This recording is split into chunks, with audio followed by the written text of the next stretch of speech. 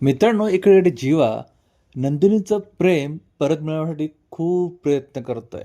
थोडे प्रयत्न कमी पडत आहे आणि तो आता ब्लॉगिंग पण करतोय.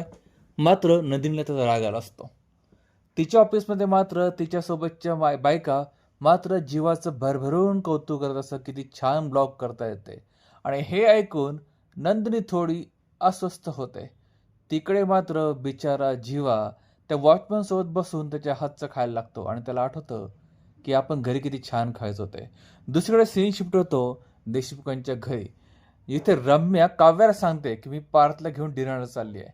मात्र काव्य म्हणते ते तुझ्यासोबत का जातील? त्यांना जर खरं डिनरला जायचं असेल ना तर त्यांच्या आईसोबत जातील ना ते. असं म्हटल्यानंतर रम्याचा चेहऱ्यावरचा रंग उडतोय. मित्रांनो, आता दोन्हीकडे सुद्धा प्रेमाचे वारे खूप जोराने वाहत आहेत. बघूया आता वाऱ्यांचा रंग आणि वाऱ्याची दिशा कशी बदलते ते. पुढचा भाग बघण्यासाठी चॅनल सबस्क्राईब करा, बेल आयकॉन जरूर प्रेस करा. तुम्हाला काय वाटतं पुढे काय घडू शकेल कमेंटद्वारे जरूर कळवा.